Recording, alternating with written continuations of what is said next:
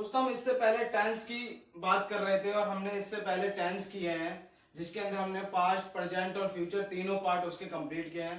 आज मैं आपको कुछ अलग हटके बताने जा रहा हूं जिसके अंदर हम बताएंगे कि सेंटेंस क्या होते हैं। वैसे तो अमूमन सबको पता है कि जैसे हमने टेंस में करें अफर्मेटिव होता है, इंटेरोगेटिव होता है, इंट्रो प्लस नेगेटिव होता है, वो तो होते ही है, लेकिन उसके अलावा भी कई टाइप्स होते हैं सेंटेंस के। ठीक है, पहले तो आपको मैं ये बता दूं कि सेंटेंस क्या होता है। पहले आपको ये बता दिया जाता है कि सेंटेंस क्या होता है। तो देखिए, अ ग्रुप ऑफ अल्फाबेट्स,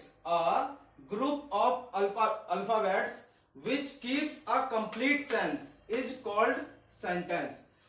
मतलब अल्फाबेट्स का वो समूह जिसके अंदर कंप्लीट सेंस निकलती है, यानी वो किसी भी बात को अच्छे से एक्सप्रेस कर पाता है, तो उसको हम सेंटेंस यानी कि वाक्य कहते हैं। ठीक है दोस्तों, there are 5 types of sentence. कितने टाइप्स होते हैं सेंटेंस के? 5 टाइप्स होते हैं, विच आर मेंशन बिलो, जो कुछ इस प्रकार हैं। पहला, सबसे पहला आता है दोस्तों असर्टिव सेंटेंस। क्या आता है?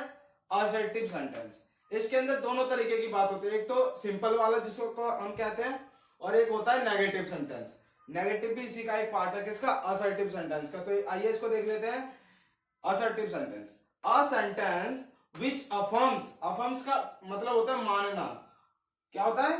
मान लेना या अनुमति देना, एक तरीके से मतलब पॉजिटिविटी को दिखाता है ये। ठीक है, और या फिर डिनाइज, यानी डिनाई का मतलब क्या होता है? मना कर देना। क्या होता है डिनाई का मतलब? मना कर देना या मना करना। समथिंग, कुछ, किसी भी चीज को, is called N assertive sentence, और इसी को क्या कहते हैं? असर्टिव सेंटेंस कहते हैं। इसका एक एग्जांपल ले लेते हैं, अफर्म्स, जैसे कि आई एम अ डॉक्टर, कि मैं एक डॉक्टर हूं, और डिनाइज यानी कि मना कैसे कर रहा है कि I am not a doctor. ठीक है दोस्तों, इससे अगला सेंटेंस आता है इंटेरोगेटिव का। क्या आता है? Interrogative sentence. अब हमने तो पहले भी टेंस में कर ही रखे हैं कि इंटेरोगेटिव कौन से सेंटेंस होते हैं? जिसके अंदर हम क्वेश्चन पूछते हैं। तो अ sentence which asks a question, जिसके अंदर क्वेश्चन पूछा जाता है, is called N interrogative sentence, और उसको हम इंटेरोगेटिव सेंटेंस कहते हैं। इसके एग्जांपल में देख लीजिए कि are you going to school, क्या तुम स्कूल जा रहे हो? और दूसरा है कि वेयर आर यू गोइंग, तुम कहां जा रहे हो? ठीक है दोस्तों, तो यह था हमारा इंटेरोगेटिव सेंटेंस। इससे अगला आता है इंपेरेटिव। कौन सा आता है? Imperative sentences. इसके अंदर देखते हैं, अ sentence which express a request, request यानी कि रिक्वेस्ट एंड ऑर्डर, और एक ऑर्डर। ऑर्डर क्या होता है? जिसके अंदर हम किसी को कमांड देते हैं, कोई ऑर्डर देते हैं। ठीक है, और एक आता है एडवाइस, सलाह देना। ठीक है, क्या होता है? सलाह देना।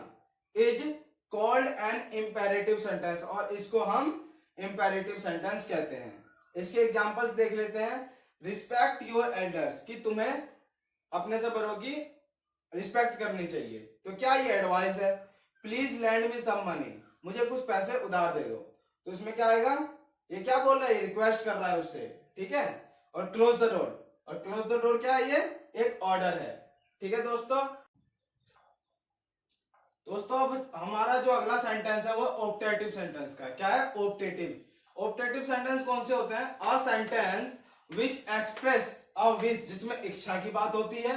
ब्लेसिंग, ब्लेसिंग माने आशीर्वाद की बात होती है। अर्नेट डिजायर यानी कि इच्छा की बात होती है। Is called N optative sentence. ठीक है दोस्तों, इसका एग्जांपल ले लेते हैं कि आई विश, कि मेरी इच्छा है कि आई वर किंग, कि मैं एक राजा होता। मे गॉड ब्लेस यू, कि भगवान, तुम्हें भगवान का आशीर्वाद प्राप्त हो, कि भगवान तुम पे दया बनाए रखे, ऐसे भी बोल सकते हैं इसको। तो ये क्या है? ब्लेसिंग है। कि may God give you a long life, कि भगवान करे तुम्हारी लंबी जिंदगी हो। ठीक है, तुम ज्यादा जियो। तो ये क्या है? ब्लेसिंग्स है। तो इस तरीके के जो सेंटेंसेस होते हैं वो किसमें आते हैं? ऑप्टेटिव सेंटेंस के अंदर। और अगला सेंटेंस कौन सा? अपना एक्सक्लेमेटरी सेंटेंसेस। एक्सक्लेमेटरी का मतलब होता है कि जब भी हमारे अंदर कोई सडन फीलिंग आती है। ठीक है, देखिए, अ sentence which express a sudden feeling, कोई भी ऐसा सेंटेंस जो सडन फीलिंग को, अचानक आने वाली क्या कहते हैं उसको, अचानक आने वाली हमारे मन में जो भावनाएं होती है, फीलिंग्स होती हैं, अगर उसकी बात हो, जैसे कि जो यानी कि खुशी की पिटी का मतलब होता है दया, सोरो मतलब दुख, और सरप्राइज मतलब जब हम आश्चर्यचकित हो जाते हैं किसी भी चीज को देख के। तो अगर ऐसे सेंटेंसों की बात हो तो is called an exclamatory sentence, तो इसको हम एक्सक्लेमेटरी सेंटेंस कहते हैं। जैसे कि hurrah we won the match, कि हम मैच जीत गए, तो क्या ये खुशी के लिए है। Oh my friend failed again in 9th class, oh मेरा दोस्त एक बार फिर से 9th क्लास में फेल हो गया, तो ये क्या है, दया है उसके प्रति। And wow what a wonderful biker is this, oh wow कितना अच्छा बाइकर है, तो क्या ये सरप्राइज है उसके लिए कि उसने पहली बार ऐसी चीज देखी है। अलाज ही पास्ड अवे, ये दुख है कि वह मर गया। ठीक है, अब थोड़ा इसमें देख लीजिए कि एक्सक्लेमेटरी सेंटेंसेस के अंदर किस चीज के लिए हम किस चीज का प्रयोग करते हैं। जैसे कि खुशी के लिए हुर्रा, दुख के लिए अल्लाह एंड ओ और अह, आश्चर्य के लिए हा व्हाट एंड वाओ, प्रशंसा के लिए ब्रावो वेल डन, घृणा के लिए सेम फाइव फू, संबोधन के लिए यानी किसी को जब हम संबोधन करते हैं, किसी से मिलते हैं, तो उसके लिए किसका प्रयोग होता है, हेलो, स्वागत करने के लिए वेलकम, और विदाई के लिए गुड बाय और फेयरवेल।